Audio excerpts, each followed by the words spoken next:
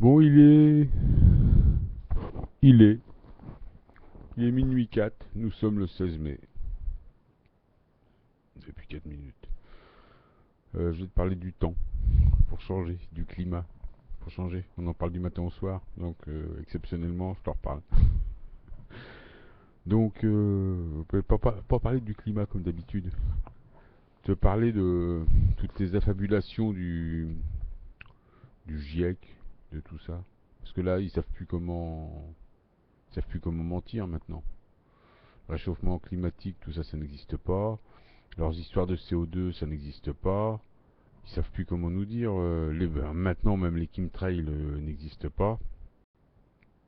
Donc tous les organismes d'État qui nous désinforment depuis des années, là aujourd'hui, qu'est-ce que tu veux qu'ils disent? Donc on voit bien que la guerre c'est climatique, c'est des centaines et des centaines et des centaines d'avions tous les jours qui déversent des produits toxiques, des polluants sur nous. Et de là découlent des dommages collatéraux qui tuent des gens, qui tuent beaucoup de gens, et les plus faibles, les enfants et les personnes âgées en priorité. Donc quelque part, ça les arrange dans leur politique de mortalité, même si le but n'est pas de tuer, ça les arrange, ça régule, si tu veux. Ça empêche l'accession à 7 milliards, à 7 milliards, à 7 milliards 7. Enfin, je pense ça. Ça la ralentit au moins. Et puis ça va peut-être aider à une prise de contrôle à un moment.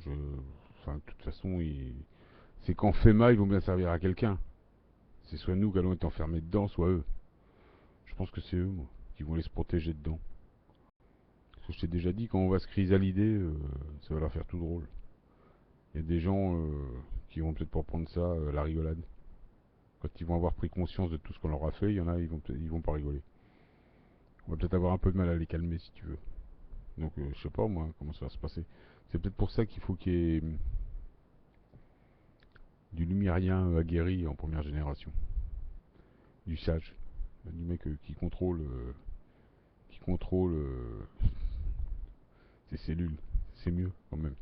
Donc bon, j'arrête de déconner. Enfin, je déconne pas vraiment, mais bon, je vais pas parler de ça. Là. On en a déjà parlé. Donc le climat, tu sais, t'as vu, ils font des prévisions, ils disent en 2050, il va faire telle température, il y aura tant de monde sur Terre, en 2100, il fera tant de température, et les eaux ont remonté ici, ont remonté là. Est-ce qu'ils savent déjà que vers 2030 et avant ça, ils seront déjà pour la plupart, tous ceux qui nous conseillent et qui nous font des prévisions, là, vont être en tôle, pour la plupart, déjà pour commencer. Et puis on sera complètement dans un autre. Pour la plupart, on sera dans un autre corps. Il y en aura ici une partie qui aura ascensionné, j'imagine. On sera peut-être dans les débuts d'un nouveau paradigme, ou au moins les prémices. Donc il va se passer beaucoup de choses. 2050, ça va se passer de toutes les façons possibles, sauf de la façon qui est prévue en ce moment. Parce qu'aujourd'hui, on prévoit une espèce d'évolution par rapport à ce qu'on connaît là, donc un monde animal, un monde bestial, un monde de conflit, un monde de mort, un monde... Mais on va rentrer là, on rentre dans une ère de conscience. Et dans les 15-20 ans à venir, là, tout va avoir changé. Hein. Avant 20 ans. Avant 20 ans, tout aura changé hein, ici. On va plus du tout être dans la même... Donc ça va se passer, ça commence maintenant. Donc ça va peut-être mettre du temps à s'installer. à- Ça va peut-être mettre du temps, mais moi je dis avant 20 ans, ça peut être dans 5 ans, ça peut être dans 10, dans 15, je sais pas. Mais avant 20 ans. Parce que les années 30, ça va être des dates ça va être les dates pour le deuxième saut pour le deuxième saut quantique, pour un saut collectif. Ça va se passer par là, donc on peut pas. Avant ça, il se passera des choses aussi. Il se passera des choses, peut-être plus limitées, mais peut-être plus ciblées, mais il se passera des choses. Il va y avoir des prises de conscience, il va se passer plein d'événements. Les mecs, ils prévoient des trucs sur 2050, 2100. On est sous un soleil 5D. Ça n'a plus rien à voir avec les autres siècles, là, ce qu'on vit. On va, on est, On va peut-être, c'est même ce qu'on vit là, c'est un truc qui s'est passé, enfin, et ça s'est passé il y a 25 000 ans. Là, il faudrait remonter 26 000 ans en arrière. A priori, ils ont pas. Bon, aussi, il y a des traces en géophysique. Il doit y avoir des traces. Il y a des traces. Et puis, bon, chez Satan, il doit y avoir tout un tas de mémoires sur ces périodes-là. D'ailleurs, on apprendrait sûrement qui nous sommes exactement. Si nous sommes, moi, je pense qu'on est lumériens, de Lumaire, la lune Lumaire, qui veut dire lanterne. On en a déjà parlé. Je pense qu'on est des Lumériens. Donc notre planète serait Lumaire. Donc parce qu'on est relié à, pour l'instant, ce qu'un espèce de rocher là qui vit à moitié, qui est la Lune, enfin qui est actif quand même, hein, mais qui est plus à l'état minéral et qui va plus se cristalliser et qui va devenir une lanterne. Notre lanterne, notre pont photonique pour nous emmener à notre système solaire. Enfin, pour se connecter plus facilement. Donc ça va être un petit peu ça. Donc moi je pense qu'on est lumérien et j'aimerais bien, tu vois, Satan est dans ses archives, il doit avoir ça au Vatican. Là. Bon, c'est un de ses gugus, le Vatican, c'est un de ses doubles. Et je me demandais si c'était Paul 666 quand même lui là, à un moment donné, je me suis demandé. Le mec de... Parce que quand tu mets son nom à l'envers, lui ça fait les 3-6. Tu sais, George, je sais pas comment. George, je sais pas, mais quand tu mets à l'envers, il y a 3-6, donc c'est des gens, ils peuvent pas, ils sont obligés de se vendre tout le temps. Ils sont obligés de. Donc je me suis demandé si c'était pas lui. Puis ça tourne pas trop. Donc bon, je sais qu'il c'est lui. C'était le Chupacabra quand il était au Brésil, celui-là, sûrement. Parce que il était longtemps au Brésil, en Amérique du Sud, et il y a eu plein d'histoires. C'est dans ces moments-là, c'est dans les moments où il était jeune et où il a fait plein de trucs, il y avait des apparitions de la bête qu'on appelait le Chupacabra. Donc par moment, il doit se mettre à l'état animal et aller voguer dans la nature pour se bouffer quelques biches, quelques enfants. Je sais pas où il en est. Franchement, je sais pas où il en est. Mais il doit encore aimer la pédophilie et le sang.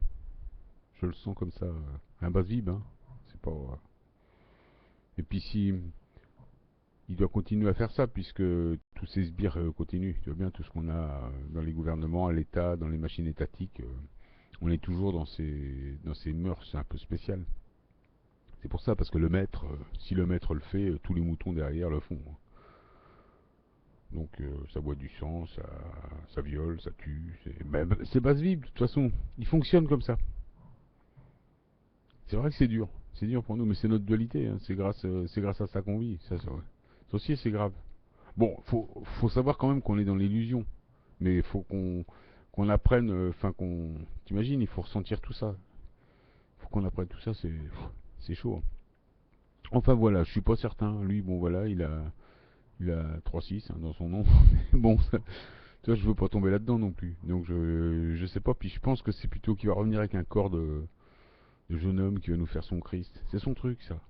Tu vois, la place de Noé, là, pour cette fois-ci, bon, comme on est beaucoup à cette période d'ascension, il a filé la place à Rockefeller. C'est le numéro 2 des humanimaux qui va faire son Noé.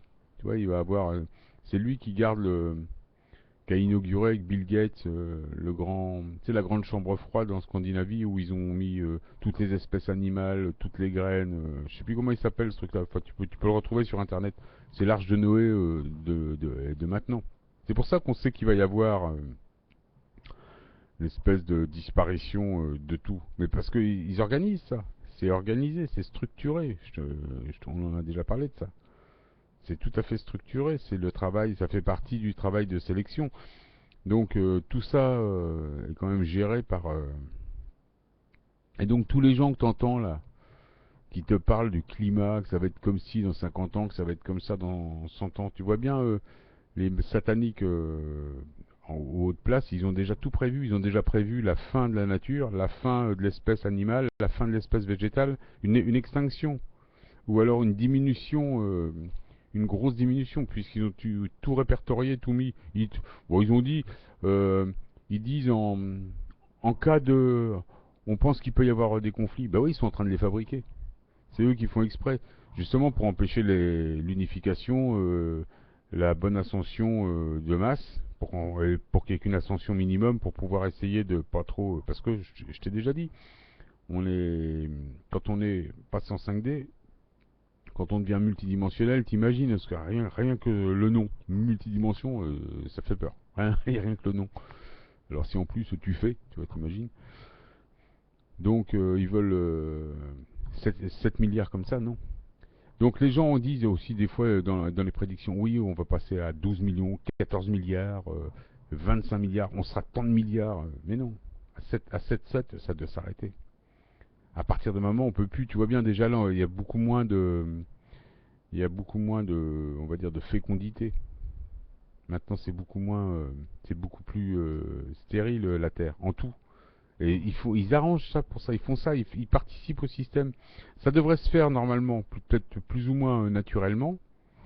Mais là, l'autre, il est en train de tout dérégler. Alors, je sais pas pourquoi, je sais pas si ça fait partie du jeu, du machin, je pense pas. Je pense que lui, il est photon-terrien, donc il est maître terrien. Ici, enfin, il se prend, tu sais, c'est un mégalo, hein, il s'est pris pour Dieu, c'est son truc. C'est pour ça que là, il va revenir sûrement comme il va revenir. À un moment donné, il va nous expliquer qu'il est ci ou ça,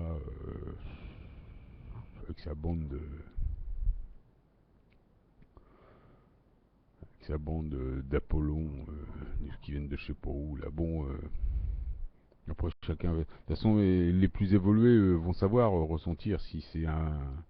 Mais je vois, il faudra lui, il faudra qu'il aille se faire foutre. Il y a personne au-dessus de toi. Tu sais bien, hein. Alors lui, laisse tomber. Même s'il te dit qu'il est co-créateur de ce système solaire-là, ça tient pas, ça tient pas. Et que c'était pour telle et telle histoire, il fallait inventer telle et telle. Ça tient pas, ça tient pas. Il va essayer de t'avoir comme ça. Il va essayer de t'avoir. Nous, on a, tu vois là-haut, les exoplanètes, les systèmes solaires. Il y en a un pour toi. Sinon, je vois pas ce qu'ils foutraient là. Ils se font comme ça, juste pour le plaisir des yeux, non. En plus, on vient de les découvrir maintenant au moment de la sélection. Quelques années avant la sélection, on commence à voir des exoplanètes et on commence à en voir à peu près le nombre qu'on est. Il y a autant d'exoplanètes préhabitables, quand on est honnête, quand tu vois des scientifiques honnêtes. Bon, évidemment, si tu vois ceux qu'on voit à la télé ou ceux qui font des articles dans les journaux, t'attends pas à des réponses qui abondent dans ton sens. En général, on te dit, tu vois, c'est comme les évangiles, comme plein de textes. Tout ce qui est dit dans les évangiles, c'est vrai, mais c'est traité et c'est réécrit à la façon d'arranger euh, le principe de division qu'on appelle Satan. Tout est fait. Lui, il va te faire croire qu'il y a un roi, qu'il y a un maître. C'est lui, le mec, dans sa tête. Alors qu'on est chacun le maître de son système solaire et qu'on a chacun tout en nous. Et ça, il y a plein de scientifiques qui peuvent te le dire. Si tu te fais un peu de recherche, tu vas savoir. Donc tous les climatologues, tous les mecs qui font des grands projets sur ce qui va se passer dans 100 ans, dans 200 ans, mais on va pas aller jusque là. Ça va, on aura, je sais pas, on aura fait du ménage avant, il y aura eu un changement de monde. Là, dans l'état qu'on est, on va pas tenir encore 5 ans, 10 ans, 15 ans à se faire bombarder comme ça, comme des cons. Il y a bien un moment où ça va bouger. Ils vont pas rester endormis tout le temps, donc c'est soit.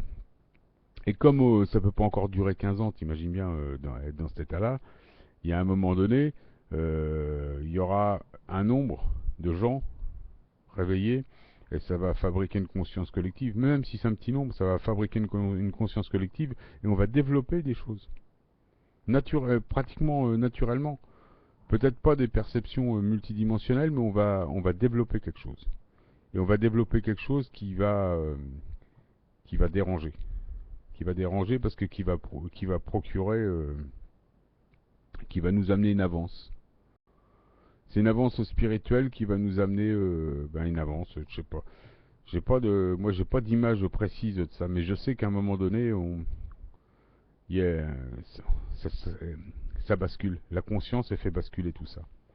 On verra, hein. J'ai le droit de rêver, hein, quand même. J'ai le droit de. Les francs-maçons, ils rêvent. Tu vois, ils ont plein de rêves. Tous les jours, ils balancent des avions, ils rêvent, je sais pas, de nous vitrifier, de nous limiter, de nous empêcher de ceci, nous empêcher de cela. Mais moi, je rêve du contraire. De mettre tous les francs-maçons en prison Et puis de boire un coup à leur santé. Non, puis de me casser, quoi, tu vois. Puis de plus voir leur sale gueule. Putain, dire qu'on sera obligé de les voir toute notre vie, ces mecs-là, ouais, parce que tout ce qui a été créé, ça reste à tout jamais. Ça, quel déconvenu.